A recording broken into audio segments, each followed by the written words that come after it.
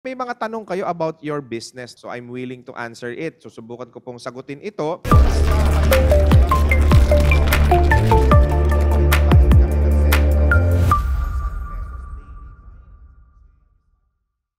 Sir, kada expand ko po, ninanakawan naman ng tumatao kaya nalulugi. Kailangan nyo po ng training about sa operational management. Marami kasi sa atin na pag nag-hire tayo ng empleyado bilang may-ari, tinitignan natin kagad yung mga credentials. Yan yung traditional na ginagawa natin. Tapos, tell me something about yourself, ano yung mga experiences mo before, bakit ka naalis sa trabaho, bakit nawalan ka ng trabaho. Usually, those are the questions na binabato natin sa mga applicant natin. If I may share lang po kung paano kami nag-hire ng tao, hindi po ako masyadong tumitingin sa resume. Ang tinitignan ko po usually talaga is itong mga tanong na to. Ilang taong ka doon sa naging trabaho mo before? So kapag kaya, usually ang inaabot lang 6 months, 1 year, hanggang 2 years, magduda ka na. Bakit hindi siya nakakatagal sa trabaho? Ibig sabihin, may problema yan sa ugali. Pero syempre, case-to-case basis. Kasi marami na mga bata. So wala pa talagang experience yun. So kung yun yung first job niya, nakadalawang taon siya doon, mag-base ka pa rin sa attitude. Kasi kapag mag-hire ka ng empleyado, yung gusto mong pagkatiwalaan, talagang ugali muna yung titignan mo. Kasi yung skill set, natututunan po yan eh. Marami na ngayon reference kung ano man yung gusto mong ipagawa doon sa tao mo. Pwede na nilang aralin yan online. So ako, tumitingin ako sa behavior, sa ugali. Attitude-based ako lagi. Hindi ako nagbe-base sa kung ito ay nakagraduate sa ganitong paaralan, ito ay mataas ang grade niya sa school, ito ay dating executive ng ganito o dating mataas ang posisyon sa ganito, managerial position. Hindi yun ang priority ko. Ang priority ko kapag nag-hire ako ng tao is yung ugali. Paano malalaman yung behavior ng applicant? Magtatanong kayo dun sa empleyado ninyo ng mga senaryo sa negosyo ninyo. For example, may kliyente. Yung kliyente ngayon na pumasok sa restaurant natin, ang dami niyang reklamo. Bumili siya ng pagkain, hindi masarap yung pagkain na sinerve ninyo, hindi masarap yung ganito, ang tagal ng services, ang tagal ng ganito, ang tagal ng ganyan. Itanong mo sa kanya ano yung sasabihin niya. Paano niya i-handle yung mga situation na ganon. So dun malalaman mo kung paano sila makitungo sa mga tao. Ganon kayo mag-hire ng tao. Situational. Hindi yung nakita mo lang overwhelmed ka dun sa resume ng tao tapos i-hire mo na kagad. Minsan kung sino pa yung hindi masyadong magaling sa eskwelahan, sila pa yung magaling sa trabaho. Sila pa yung mga loyal na tao. Sila pa yung pwede mong mapagkatiwalaan. So ganon po yung kailangan nating gawin. Kapag ka mag-hire tayo ng tao, kailangan attitude-based talaga. So situational po kayo mag-interview. So kayo po ang makakaalam sa loob ng negosyo ninyo kung yung tao na yan is karapat-dapat bang pagkatiwalaan. Titingin po kayo lagi sa tao, titingnan nyo lagi kung meron siyang loyalty na ugali or loyal siya sa mga pinasukan niya before, napasukan niya before. Marami ho kasing mga empleyado ngayon na nagkakaroon talaga ng problema. Palipat-lipat sila ng trabaho, nagiging job junkie sila. Hindi ho kami nag-hire ng ganon. Kahit magaling ka, kahit mahusay ka, kasi magkakaproblema rin tayo in the long run eh. Kasi hindi ka aligned dun sa vision ng kumpanya. Especially, ikaw na may-ari, kung halimbawa yung tao mo, yung feeling niya, overqualified siya doon sa trabahong binigay mo sa kanya, lumalaki na kagad yung ulo. Yung mga ganyan po na klase ng mga empleyado or mga nag-a-apply sa inyo, I suggest, piliin ho natin yung tama ho yung ugali. Yung hindi reklamador. Yan, ako number 1 po yan. Willing ma-deploy sa malayong lugar. Yung mga ganyan. Or kaya willing mag-extend ng oras. Kasi yung iba, masyadong transactional na empleyado. Sumobra lang ng 5 minuto, 15 minutos sa trabaho, humihingi na ng overtime. May mga ganyan. Sa interview pa lang, malalaman mo na eh. Pwede mong tanongin sa kanya, ikaw ba halimbawa, sumobra tayo ng 2 oras, gawin mong worse. Ikaw ba yung tipo ng employee na magde-demand ka ng overtime pay? Situation. Pag sinabi niya sa'yo, yes naman sir, kailangan namin yun, karapatan namin yun eh. So yun pa lang, red mark na kagad sa akin yun. Bakit? Alam ko, tinetesting ko lang siya doon sa tanong ko eh. Tinatry ko lang kung paano siya magre-react. So yung mga ganong klase, pipili po talaga tayo. Wag ho kayo masyado ma-overwhelm doon sa mga matatalino at magagaling. Mas madali hong mag-create ng matalino at magaling kaysa mag-mold ng tamang tao para sa negosyo nyo. Para hindi rin po kayo manakawan sa tindahan po natin. Siyempre, kailangan po ninyo ng NBI clearance, police clearance, pag nag-hire kayo. Medyo higpitan nyo po dyan. Kung may reference po doon sa resume po nila, tanungin po natin, imbestigahan natin. Tapos, tignan nyo rin po yung Facebook profile niya. Kailangan, bago nyo siya i-hire, i-profile nyo muna yung Facebook. Kapag kaya ang mga posting niyan sa Facebook, mga hugot sa buhay, puro reklamo, medyo magduda magduda ka dyan kasi yan ang behavior niyan eh. So tignan nyo rin po yung mga social media ng mga nag-a-apply sa inyo. Sir, dating 9 branches, naging 4 na lang kasi po ninanakawan naman. Actually, yung empleyadong nagnanakaw, kasalanan po yan ng may-aring nag-a-hire nung magnanakaw. Masaktan ho kayo dito sa sasabihin ko, pero kaya ho kayo nanakawan kasi kapabayaan nyo rin. Hindi kayo naging proactive sa pagbabantay sa mga empleyado ninyo. When I say proactive, hindi kailangan araw-araw nandiyan ka. Hindi kailangan araw-araw na monitor mo sila. Kahit papano, may activity kayo to monitor everything na nangyayari po sa tindahan ninyo, ano yung ugali. Dapat meron kang pinagtitiwalaan talagang tao. Sa hiring pa lang, mali na kaagad kasi nagnakaw nga eh. Magnanakaw nga yung nakuha mo eh. Pagdating sa deployment, nagkamali rin tayo kasi nga nagnanakaw. Kapag ka sa una, na-discover mo kaagad na nagnanakaw, wala na hong second chance. Pagdating ho sa pera, wag na ho kayo magbigay ng second chance. Kahit mag-iiyak pa yan, maglululupasay pa yan, wag na ho kayo magbigay ng second chance. Pag sa pera ho nasira yung mga empleyado nyo. Talagang kailangan yung tiisin yan. Remember, kaya tayo nagninegosyo para din naman sa kanila eh. Para sa pamilya nila. Yan ang hindi naiintindihan ng maraming empleyado. Hindi naman ho sa may hugot ako sa mga maraming employment. Kasi marami ako nakikita sa mga empleyado. Pero marami ako nakikita kasi sa Facebook na, alam niyo yung para mga graphical or illustration na trabaho ng trabaho yung empleyado, yung boss payaman ng payaman. Ang hindi alam ng maraming empleyado, mas maraming hirap yung amo kaysa sa kanila. Maaaring yung puhunan niyan, ipinangutang niya lang para magkaroon ka ng trabaho. Maaaring yung puhunan niya na pinagkakasya niya, life savings niya na yun eh. Itinayo niya pa ng negosyo para makapag-provide doon sa empleyado. Hindi rin nila alam na pag may problema ka, sinusubo ka ng pagkakataon ng sitwasyon, nalulugi yung negosyo mo. Hindi naman mararamdaman ng empleyado mo yung hirap mo eh. Maraming empleyado ngayon, reklamador.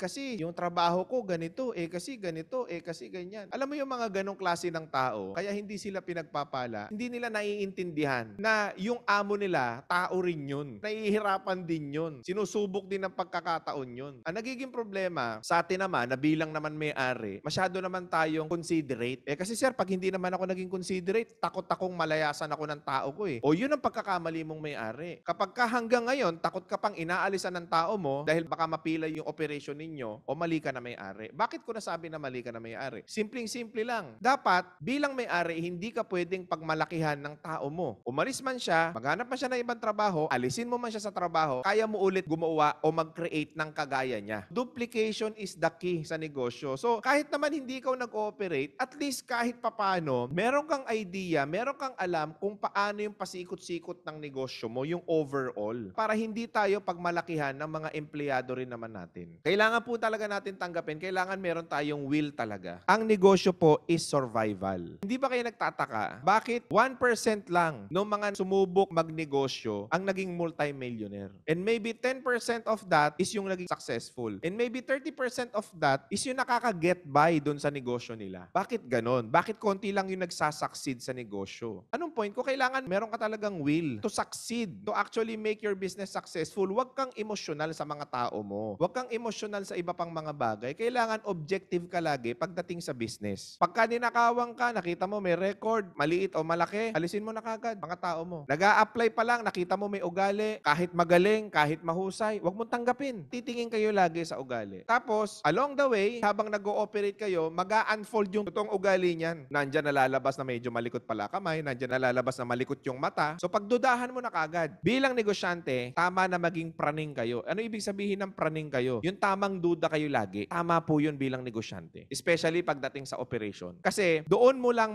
safety talaga yung negosyo mo. Remember, yung puhunan mo, pinagkakasya mo lang yan. Or di kaya pinangutang mo lang yan. So, dapat you'll do whatever it takes para ma-secure yung finances ninyo. Hindi ka manakawan ng pera, hindi ka manakawan ng produkto, hindi ka manakawan ng oras. Kasi, safety mo eh. Yung pera, yung financing ninyo. Kailangan talaga na kahit papano, yung overall, yung overview ng negosyo, alam mo, you can duplicate, you can fire people, you can hire another one. Pag nagmalaki ulit, you can fire them, you can hire another one kasi alam mo yung kabuuan ng proseso ng negosyo mo. Our business is 2 years old and we sell collectible statue collection, and due to high demand po ng ordering, yung puhunan po namin kulang para sa order ng mga items. May mga possible na investor po kaya na interested sa ganitong market. If may negosyo po kayo at naghahanap kayo ng investor, all you have to do is to prove your numbers. Ang mga investor titingin yan kung ano ba yung talagang totoong nangyayari sa finance ng negosyo ninyo, sa in and out ng pera. Para makahanap po kayo ng investor, ganito yung unang gagawin ninyo. Prepare po ninyo yung P&L po ninyo, yung profit and loss report po ninyo sa kumpanya. Kung nagrarun yan ng 2 years, paano tumakbo yung sales? Ano yung mga binili nyong assets? From sa ganitong puhunan, napalaki nyo ng ganito? Yung mga ganyan. So dapat yan, ma-secure ninyo yan. Yung profit and loss report ninyo. Yung accountant po, alam nila yan, P&L. So prepare nyo po yan. Tapos, second na i-prepare po ninyo is yung current value ng negosyo ninyo. Sir, paano malalaman yung current value ng negosyo po ninyo? Computin nyo po yung lahat ng asset po ninyo ngayon. Kasama po sa asset yung lamesa, yung computer, yung camera, kung meron man, inventory ninyo, stocks ninyo, down payment ninyo sa pwesto, yung nirerentahan ninyo, tapos ilang buwan na kayong umuupa, kasama po yun sa naging asset na ng kumpanya. Para at least masabi nyo yung value o yung halaga ng negosyo o yung kumpanya mo ngayon. Once na meron ka ng halaga, for example, ang naging total na halaga ng negosyo mo base sa lahat ng assets and base dun sa P&L report, ang valuation na ng company mo ngayon is, for example, 10 million. And you are looking for 2 million investment, for example. So, 2 million investment is equivalent to 20%. Pwede mo silang bigyan ng 20% na share doon sa kumpanya mo. Something like that. So, kailangan talaga yan numbers. Kung maghahanap po kayo ng investor, kailangan nyo po i-prove yung numbers. Pakita nyo muna yung numbers kasi marami hype base eh. Uy, kasi ganito na kami, napalaki namin na ganito. Numbers will never lie. Sir, paano po malalaman yung behavior for the first time? Behavior ng mga empleyado. Tignan nyo po, body language. Malalaman nyo na kagad kung nagsasabi yan ng totoo o hindi once na nag-a-apply yan. Malalaman nyo kagad kung na-experience nyo ba talaga to. Gawa kayo ng mga test sa pag-hire ninyo ng mga tao. Psychological test, situational test. So yun po yung gawin natin. Para at least lumabas po yung tunay na ugali po nila. Pwede ba na dalawa ang negosyo? Pwede naman po. Ako, ang negosyo ko ho, andae. Minsan ho, nahihilo na rin po ako sa dami ho ng pinapasukang. Minsan nakaka-stress din. Pero nakakapag-delegate naman tayo. Delegation po, napaka-importante niyan. Dapat you buy time. Ito ho, lagi ko sinasabi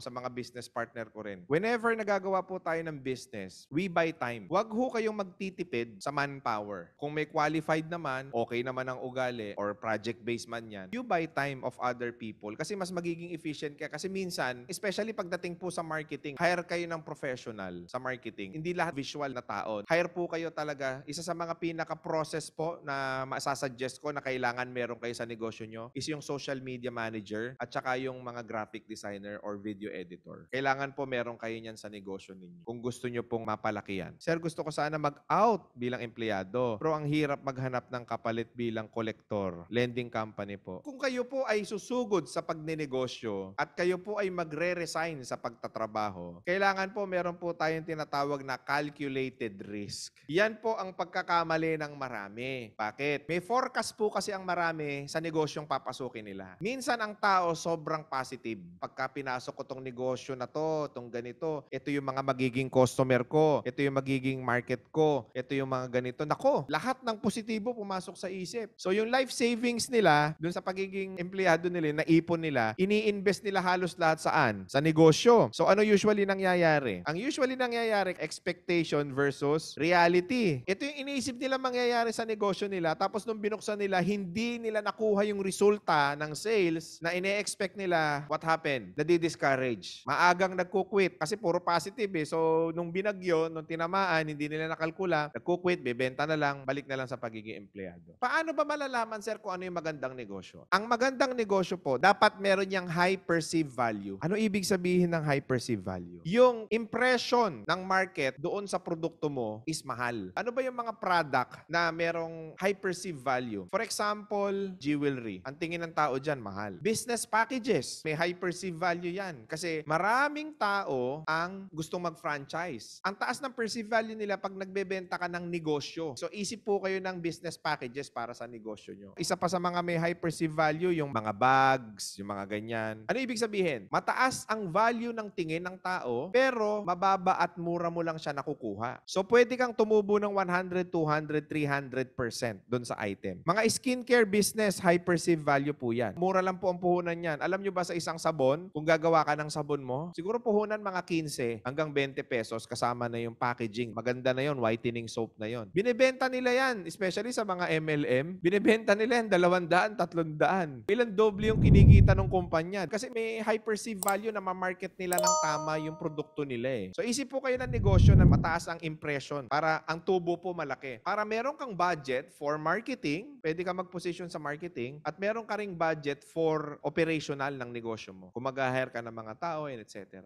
Alright, so kung marami kayo natutunan, keep sharing good vibes, keep sharing positivity, and good night sa inyong lahat. Thank you.